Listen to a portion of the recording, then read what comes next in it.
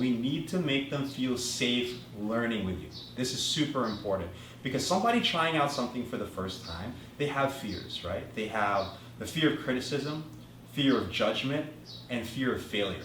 So you have to think about these three fears on your first day of your class, okay? So knowing that they're afraid of these three things, generally this is what people have in their minds when they try something new. We can't be overcritical. We can't judge them and discourage them, right? And we can't make them feel like they're failing. This is super important. Now, are they gonna make mistakes? Yeah, they're gonna make mistakes because they're trying it out for the first time. Anything you try out for the first time, you're gonna have mistakes, right?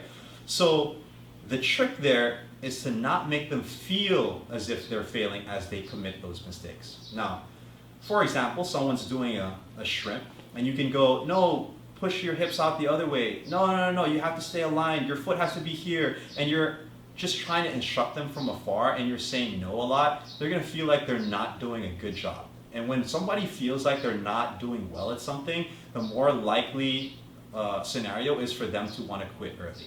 So what we want to do is, as they're committing some of those mistakes, we go, oh, that's really good, but maybe you can move your hip a little bit more. Maybe you can put your foot here. And I actually grab their foot and then put it in the right placement. Guess what? You're correcting those mistakes, but they don't feel like they're actually failing, okay? And as they feel this safe space and you make this environment conducive for learning, the more that they're gonna wanna learn from you.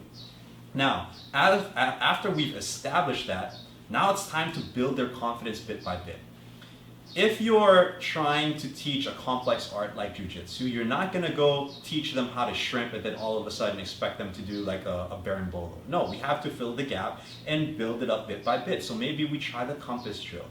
We let them understand the fundamental movements of jiu-jitsu, and then we add a little bit of resistance. Then we add more challenges, and then make it a little bit more complicated. And bit by bit, as you're encouraging them, as you're giving positive reinforcement, and they're actually getting the moves bit by bit, the more confident they become. Okay? And when you increase the resistance and the challenges bit by bit, and they realize that they can actually do it, the more they're going to feel like, hey, this is something that I can actually do. Like, I'm pretty good at this, right? And once you've built that in their head, the more they're going to want to be curious in terms of what else is in the program that they can learn. So after their first class, they're going to be like, okay, I was doing stuff from the bottom. What else can I do from there? Oh, guess what? They're already starting to get curious a little bit.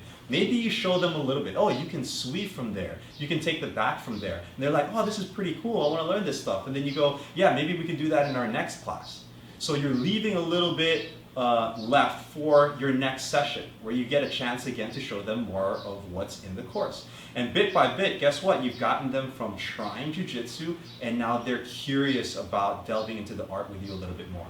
And in our next video, I'm going to be talking about my teaching methodology and how we can break down techniques so that we can make jiu-jitsu a little bit more simplified for them to understand. I'll see you then.